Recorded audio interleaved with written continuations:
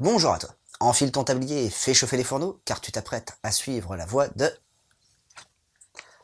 Artiste, un chef d'exception.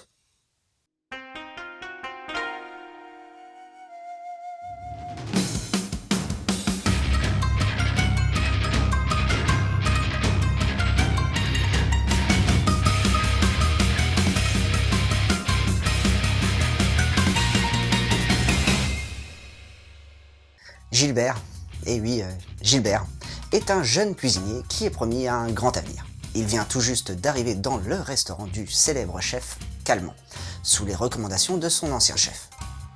Malheureusement pour lui, il va dire une simple phrase à son chef de partie et ce dernier va alors se mettre dans une colère noire. Ce qui lui vaudra à Gilbert d'être relégué au rang de plongeur. Vraiment sympa quand tu commences dans un nouvel environnement. Cette mise au placard ne va tout de même pas le décourager et il va alors tout de même continuer à travailler à ce poste.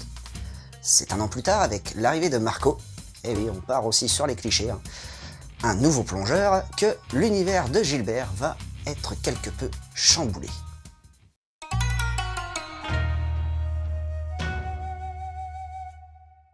Pour ce qui est du dessin, on est sur un style assez simple avec peu de détails sur les visages, avec un trait assez épais sur les contours et une importance dans les expressions des regards. Une chose qui est à déplorer dans ce manga, ce sont les arrière-plans. L'action principale étant censée se dérouler dans une cuisine ou une salle de restaurant, on ne voit pourtant que très peu d'arrière-plans y faisant référence. Et c'est bien dommage, car ça aurait permis une meilleure immersion dans ce manga.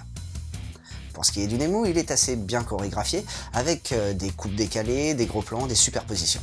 Il y a une vraie variété dans les compositions de pages, ce qui permet de mieux ressentir les coups de feu lors des services. La jaquette, quant à elle, reste fidèle à celle d'origine, mais ne rend pas trop hommage au titre, car les personnages du premier plan donnent l'impression d'être parachutés dessus, sans une réelle volonté d'harmoniser le tout.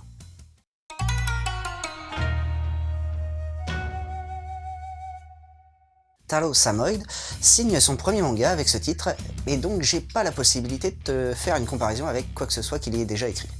Mais bon, cela permettra de partir sans a priori comme ça. Alors, étant moi-même cuisinier, je vais pouvoir te dire si l'auteur a bien retranscrit l'univers de la cuisine. Et je vais t'avouer que c'est bel et bien le cas. Si jamais tu envisages de te lancer dans le métier, tu pourras découvrir l'organisation ainsi que l'ambiance propre à une cuisine. Bon, je te mets en garde aussi, toutes les cuisines ont leur propre fonctionnement, bien à elles, donc ne te fie pas que à ce manga. Ce qui a été aussi bien retranscrit, c'est la notion de hiérarchie au sein de la brigade, avec en haut de la pyramide le chef, ensuite le second, les chefs de partie, les cuisiniers, les commis de cuisine et enfin les plongeurs. Tout le monde a une place bien définie et personne n'empiète sur le travail d'un autre et surtout on écoute et exécute les ordres des supérieurs. Si l'on ne suit pas cette règle, gare aux sanctions. C'est d'ailleurs ce qui arrive à Gilbert, il va remettre en cause son chef de partie et c'est ce qui lui vaudra d'être mis au placard. Petit aparté, d'un point de vue légal, je suis pas trop sûr que son patron ait le droit de faire ça. Mais bon, ça c'est un autre combat. On tient donc avec ce manga un ouvrage très bien documenté sur l'univers de la cuisine qui va te permettre de t'immerger au mieux. Si la gastronomie c'est ton truc, tu vas pouvoir te plonger dans Space Chef Kaiser de Boichi, où tu vas pouvoir suivre une aventure mélangeant cuisine, science-fiction et action. Ou encore, procure-toi Glouton et Dragon. Comme ça, si un jour tu te retrouves dans un donjon sans vivre et entouré de monstres, tu sauras quoi faire pour survivre.